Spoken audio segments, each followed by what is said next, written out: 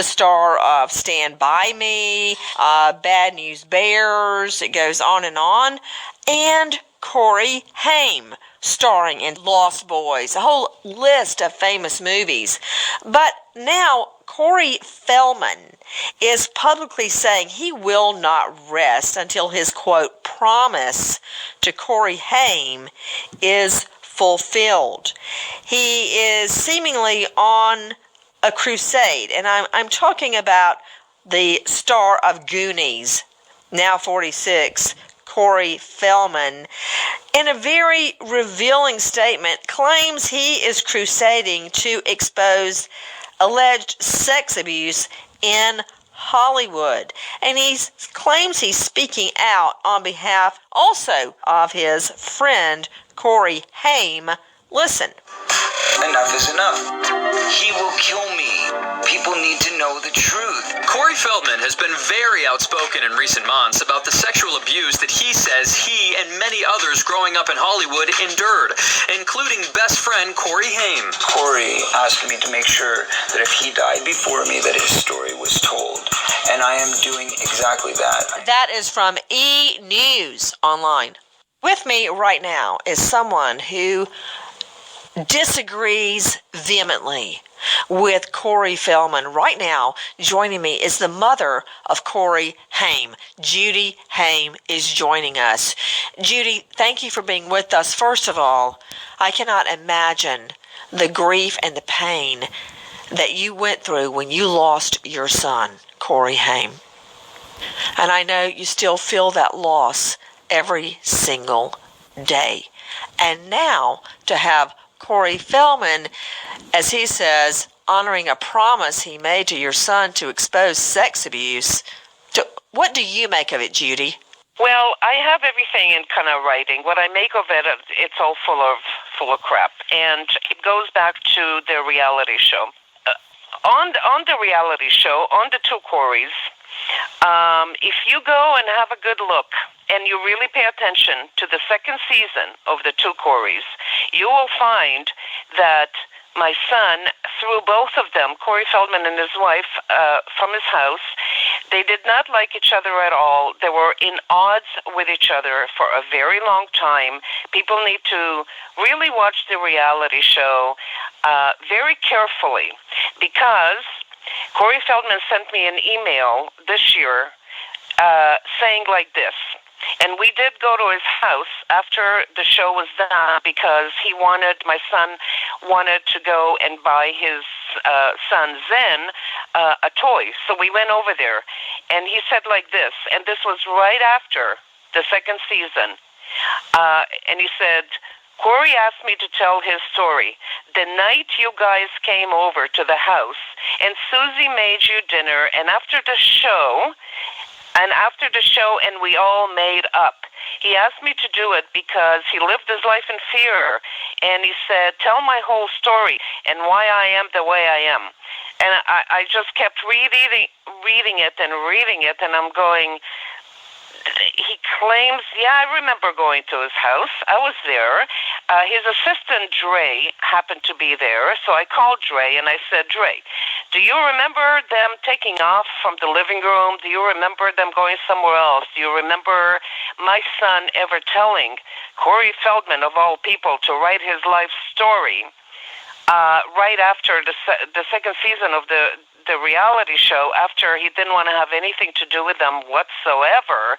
That doesn't sound like my son, and he never said anything like that.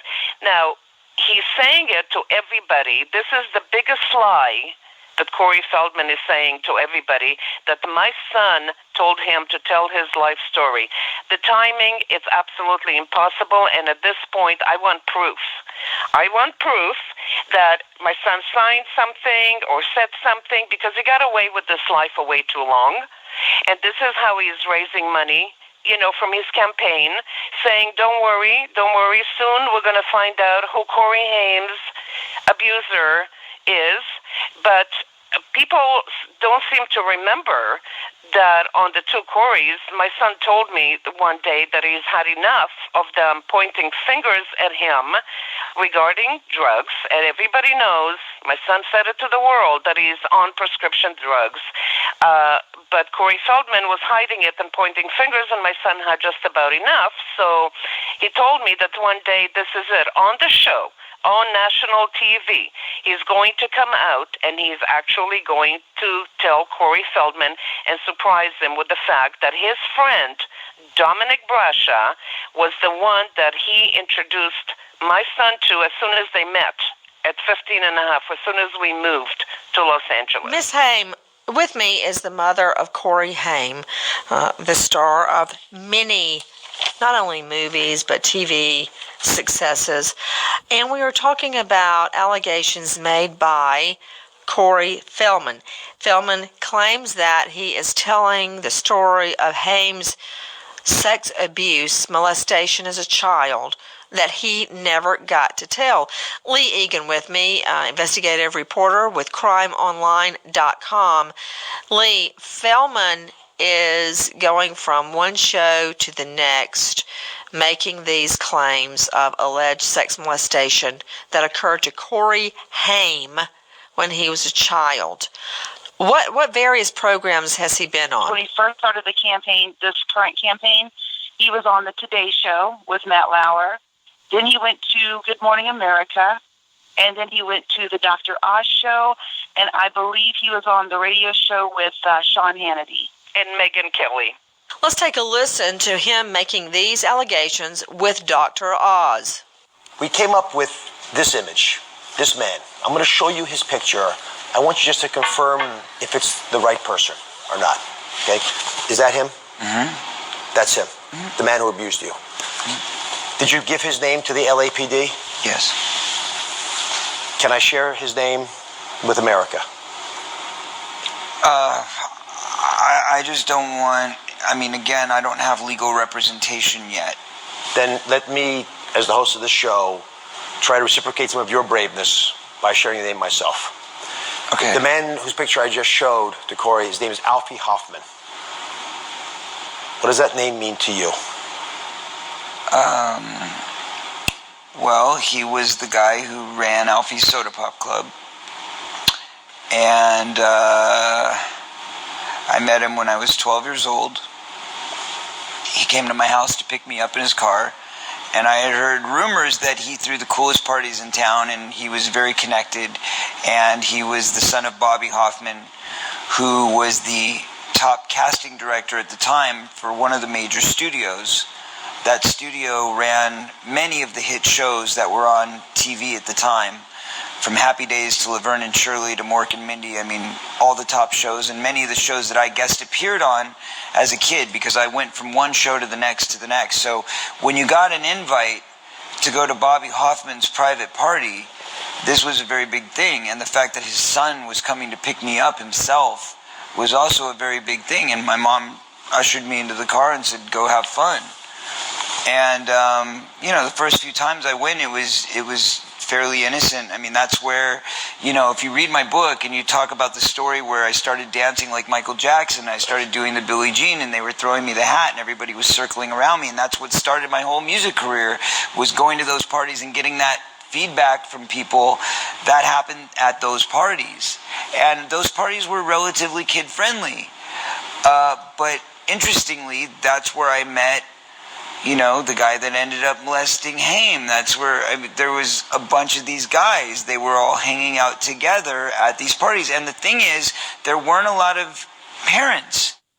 Lee Egan, Crime Online investigative reporter. Lee, Corey Haim's mother, Judy, says that Corey Feldman is simply lining his own pockets by making these claims and leading this crusade. Is that possible? Is there a way for him to line his pockets? It is possible. I think a problem that many people had was that he's claiming there's these sex abusers out there, but he has no intentions of making all of them unless he earns enough money to make what he's saying is going to be a feature film where he's going to drop the name. Okay, wait. What did you just say? He's raising money. He has a Indiegogo campaign, and he wanted $10 million first before he would expose. Wait a minute. Wait.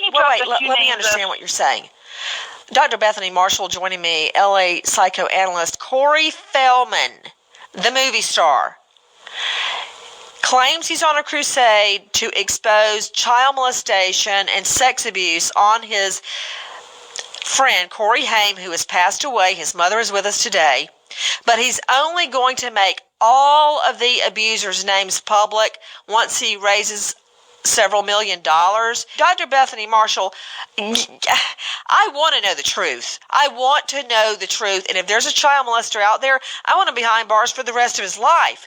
But something's not right about this. If you help me raise $10 million, then I'll tell you who abused Corey Haim, who coincidentally has passed away. I want to say something. Jump in, Judy. I want everybody to remember that my son, he was one of those people that if you look back at every single interview he's ever had since he started this business at 13 and a half, he told the whole world everything. He never hid anything. So he went on national TV on the reality show, and he actually exposed his own abuser, which was Corey Feldman's friend, Dominic Brasha. He exposed his own abuser without asking a penny.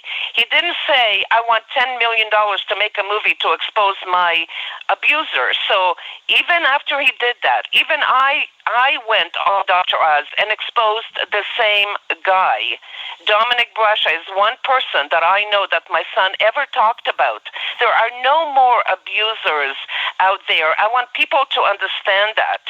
There was one guy, my son really surprised him and shocked him on the reality show, saying, you introduced me to your friend who abused me, and you were friends with him before, and you continued being his friend afterwards, knowing what he did to me.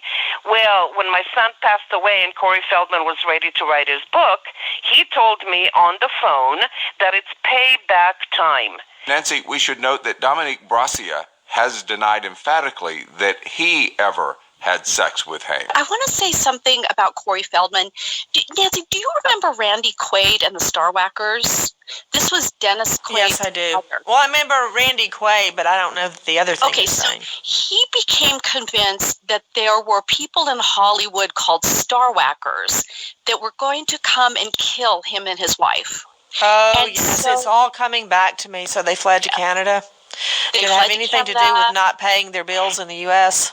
Absolutely. So then they were squatting in somebody's house, but there was this elaborate thing that, somebody's going to come kill us because we're celebrities, and they're called the Star Whackers. And they successively used this story to get out of responsibility. And then I also suspected that Randy Quaid may have had like a delusional disorder, like been somewhat paranoid. Okay, how am I getting into Randy Quaid, who I would like to point out Dr. Bethany Marshall has not treated, but what does that have to do with Corey Feldman? Because this idea that Corey Feldman has, that people are going to come kill him if he doesn't tell the story, it has that similar, factitious, malingering, making stuff up quality, just to get out of responsibility and to gain notoriety. And he's injecting himself into the notoriety of his deceased friend who can't speak up for himself. So I just think it reminds me of that story because it has a similar sort of a pathetic quality. To Lee Egan, crimeonline.com investigative reporter, what does Corey Feldman say to all of this? I mean, Corey Haim's mother, Judy, is saying this is absolutely not true. What does Feldman have to say? Feldman is being quite rude to Judy. If you listen to his interviews, he made his own YouTube video where he called her a liar, challenged her to a lie detector test. Then he went on Dr. Oz and pretty much said the same things. He said she's in denial, that he's telling the truth, and Judy needs to work with him, not against him, et cetera, et cetera. Well, the thing that bothers me is that that Feldman is not naming the child molesters unless he raises X amount of money through donations. That concerns me. And I lived through it in court. If a sex attack victim does not come forward to police, it casts a pall on the entire case. Doesn't mean it's not true, but it means you've got a credibility issue. Judy Haim, if you could speak to Corey Feldman right now, what would you say? Oh, and I said it before. I said, first of all, do not speak about my kid. And I never put you in charge of my family's spokesman. That's number one. It was, I sent him a cease and desist letter last year, and then he became smart, and he didn't abide by it. So he went on Dr. Oz, and he said, I can't talk about my friend out of respect for his mother. All of a sudden, he's got respect for me, and he said,